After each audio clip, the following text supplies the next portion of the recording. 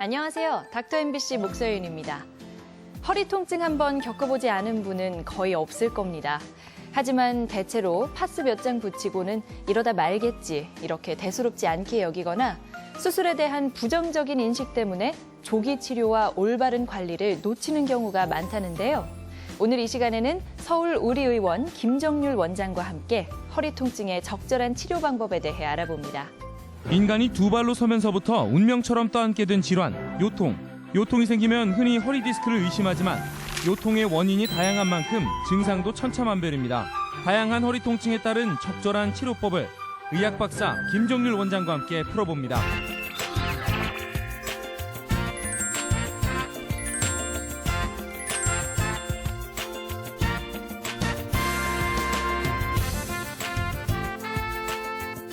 안녕하세요, 원장님. 안녕하세요. 네. 요즘은 허리 질환에 시달리는 젊은 사람들도 많잖아요. 네. 이렇게 허리 질환이 늘고 있는 이유가 있을 것 같아요. 요즘 식생활이 서구화됐죠. 그래서 불필요한 지방 축적을 좀 늘리게 됩니다. 이렇게 되면 배가 좀 나온다든지 체중이 늘게 되죠. 예. 상체 무게를 부담해야 되는 허리 입장에서는 부담이 늘게 됩니다. 반면에 짧은 거리도 차를 타고 이동한다든지 하면서 허리의 근력은 더 약화됩니다. 부담은 늘어나는데 근력은 약화돼서 이런 상반된 요인이 동시에 작용하면서 젊은 분들의 허리 질환 비율이 매우 높아지고 있는 추세입니다.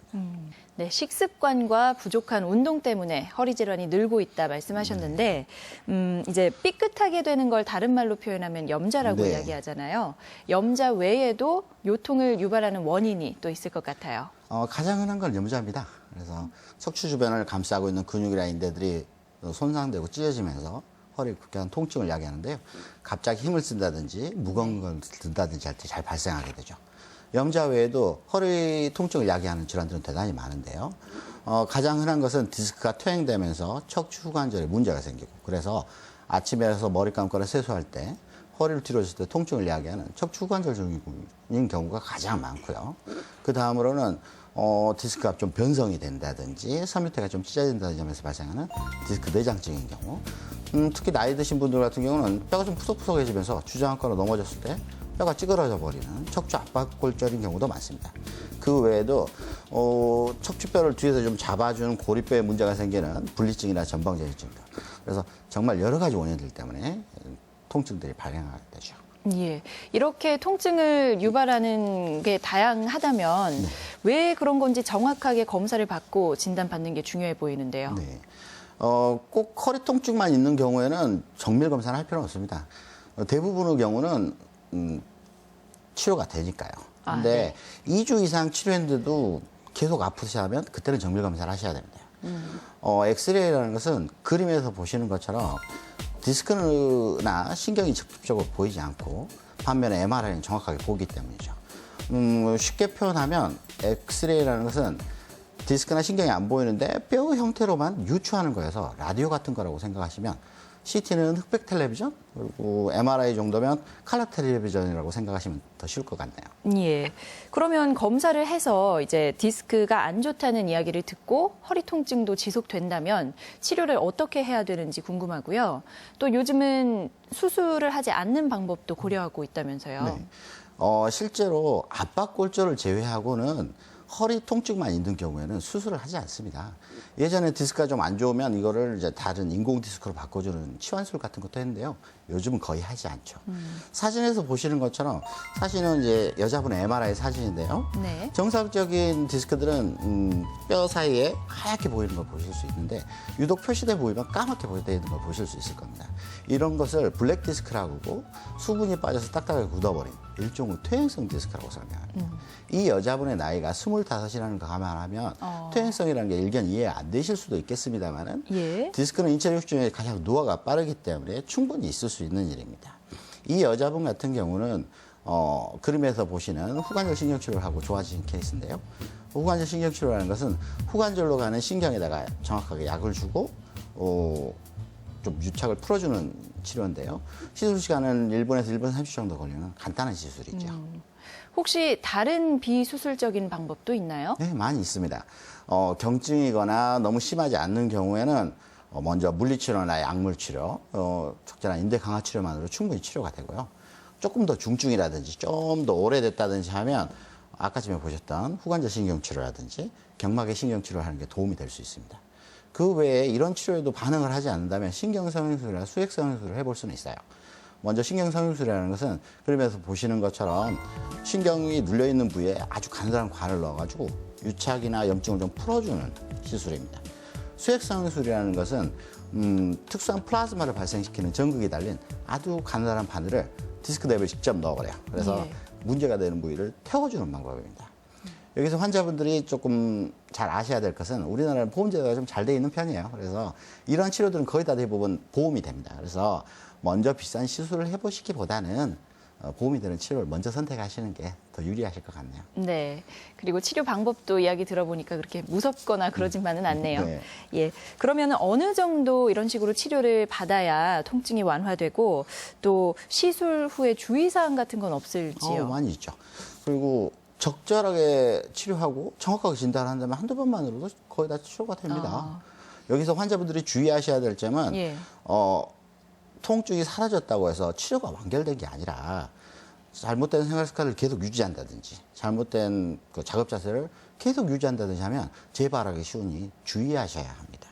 그래서 이러한 치료를 하는 목적은 첫째로는 통증을 빨리 완화시켜가지고 운동을 빨리 시켜서 근력을 좀 강화시키고 그리고 유연성을 잡아주는 데 있거든요. 그래서 많은 환자분들이 디스크는 계속 안 좋을 텐데 재발하는 거 아니냐 이렇게 생각하시는데 실제로 허리 오는 충격의 90%는 먼저 허리 근육이 받습니다.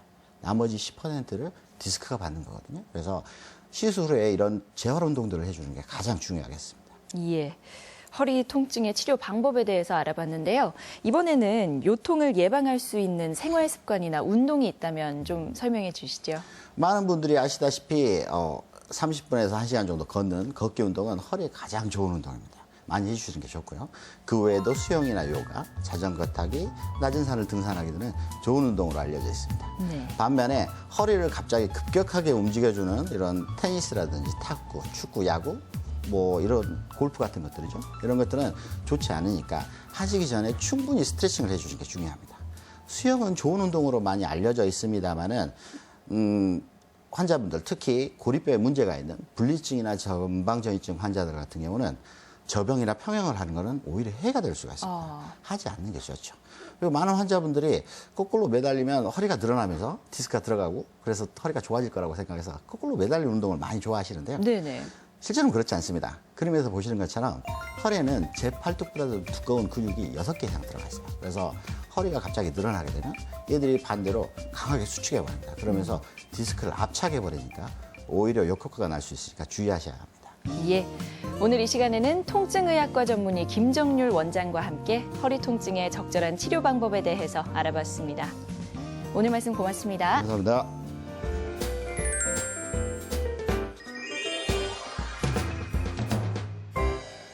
최근 목과 어깨 주위에 통증을 호소하는 분들이 늘고 있습니다. 여러 가지 원인 중에 목 디스크가 중요한 원인으로 손꼽히는데요.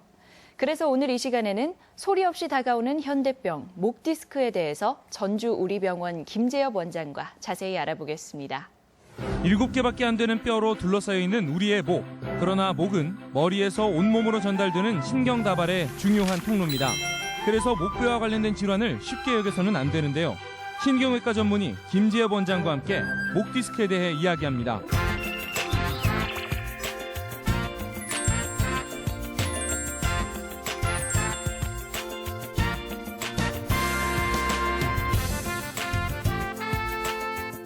안녕하세요, 원장님. 예, 안녕하세요. 네. 왜 허리 디스크는 네. 감기처럼 흔하다라는 말이 있잖아요. 근데 목 디스크 같은 경우에는 어떤가요? 보통 이제 우리가 요통 이야기를 할 때 전 인구의 한 80% 정도가 일생에 한 번 정도는 요통을 경험한다. 그렇게 보고가 되고 있는데요. 네. 우리가 이제 어떤 시점에서 일정한 지역에서 나타나는 병자 수와 그 지역 전체의 인구 수에 대한 비율을 유병률이라고 하거든요. 그냥 네. 쉽게 이야기해서 발생률 뭐 이렇게 생각을 하시면 될 것 같습니다. 근데 이제 요통에 비해서 경부통에 대한 연구가 그렇게 흔하진 않은데요. 보통 60% 정도가 경부통을 경험을 한다고 알려져 있습니다. 또 주변에 있는 분들 이야기를 들어보니까 손이 저려서 병원을 갔더니 뭐 목 디스크일 수도 있다 이런 말을 들었다고 하거든요. 이것도 맞는 이야기인가요? 일단 결론적으로 말씀드리자면 이제 손이 저리다고 해서 꼭 목 디스크는 아닙니다. 예. 특히 그 5손가락이 다 저린다고 하시면서 이제 병원에 내원해서 검사를 받으시는 분들이 있거든요.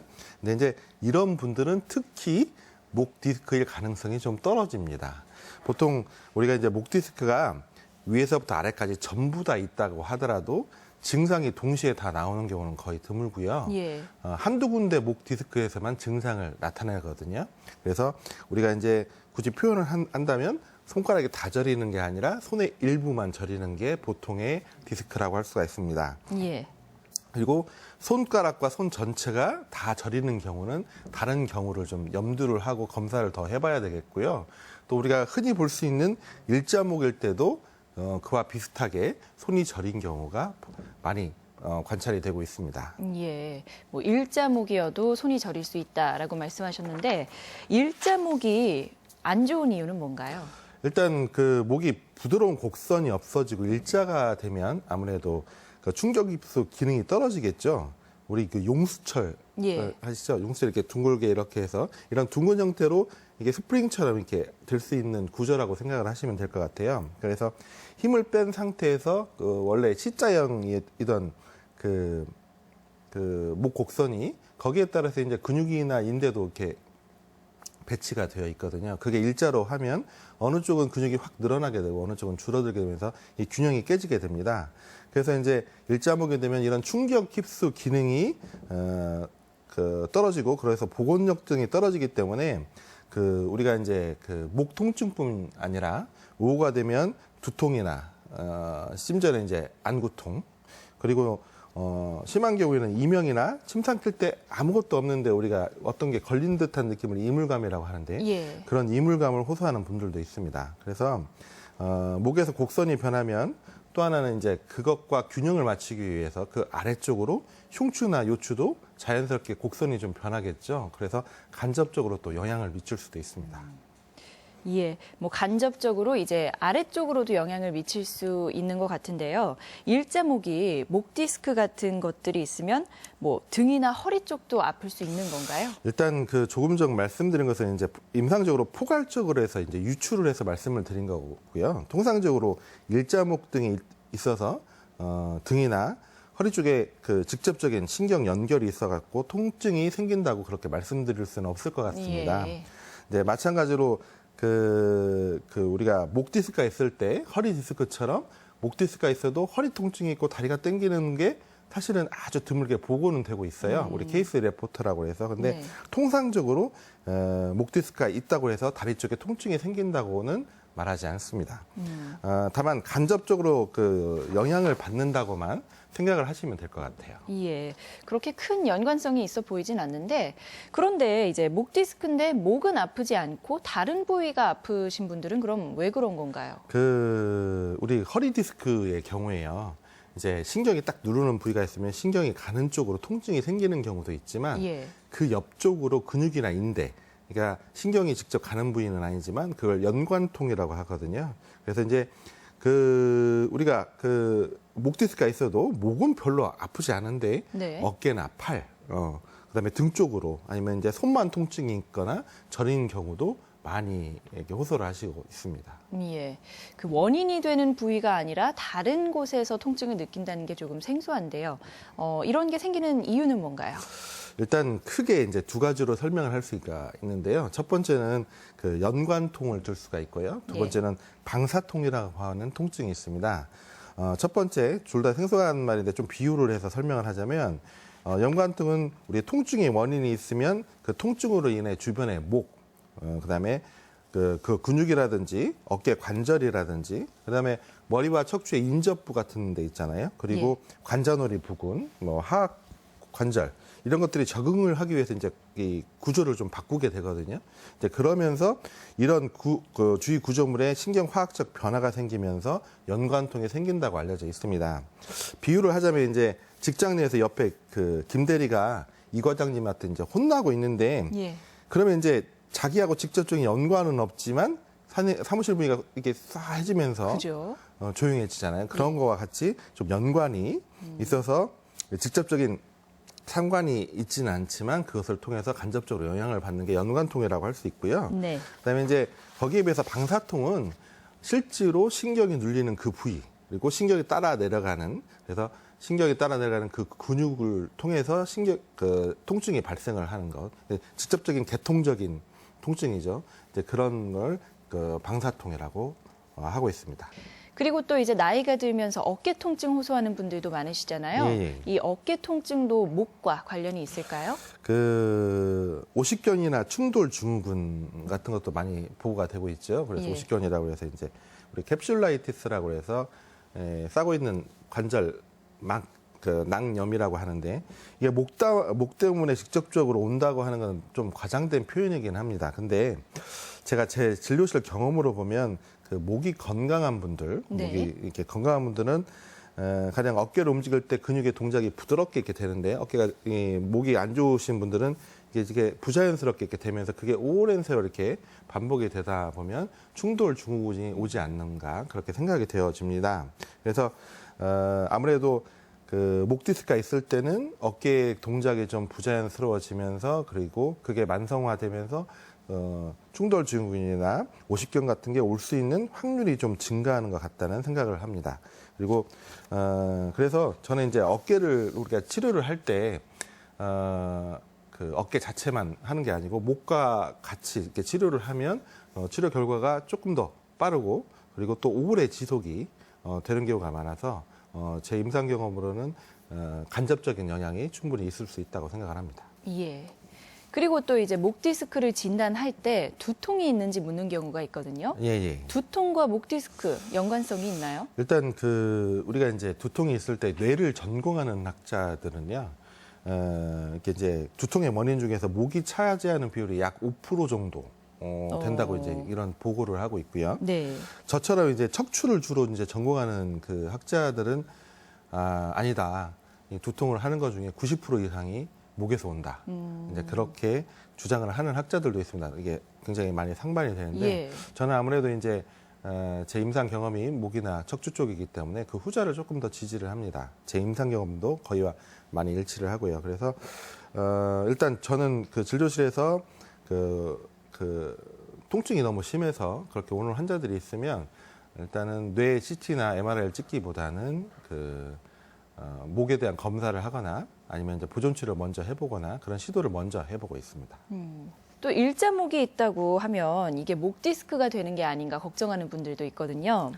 일자목과 목 디스크는 연관성이 있나요? 제 임상 경험으로 보면 성인이 되었을 때 이제 갑자기 허리가 틀어지면 거의 허리 디스크일 확률이 거의 높거든요. 네네. 그러니까 정상인 그 성인 분께서 갑자기 허리가 틀어졌다면 거의 원인은 디스크라고 할 수 있습니다. 근데 목은 디스크가 있어도 이렇게 일자목이 되거나 그렇게 목의 형태가 변하는데 꼭 그 일자목이 되는 원인이 디스크가 차지하는 비율이 많은 것 같지는 않습니다. 특히 일자목이 되는 경우는 만성적인 작업 습관이라든지 그다음에 이제 개인적인 특정인 자세 같은 게 있죠. 그리고 그 스트레스와 긴장 때문에 목 디스크가 되는 경우가 흔하고요.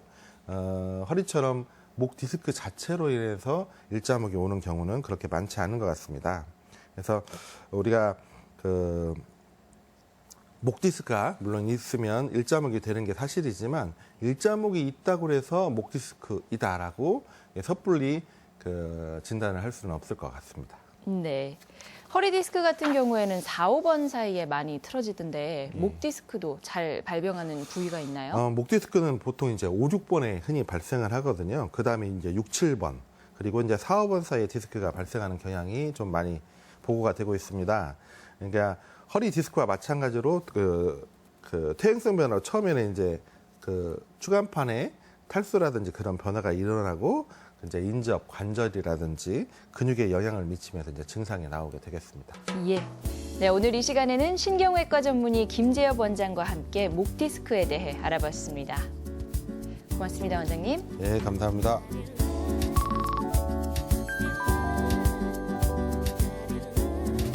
여러분은 혹시 소금 중독 상태에 빠져 있지는 않으신가요? 우리나라 사람들의 1인당 하루 평균 나트륨 섭취량은 3,890mg, 소금으로 따지면 10g 정도로 세계보건기구 권장량의 2배에 가까운 수치입니다. 소금을 너무 많이 섭취하면 고혈압을 비롯해서 심뇌혈관 질환, 만성 신장병 등 위암, 유방암 등을 일으킬 수 있다고 하는데요. 나도 혹시 소금에 중독돼 있지는 않을까 알아보는 방법은 간단합니다. 음식 맛을 보기도 전에 소금이나 간장을 뿌린다든지, 싱겁게 먹으면 짠맛이 그립거나 입맛이 없고 메스껍게 느껴진다든지요.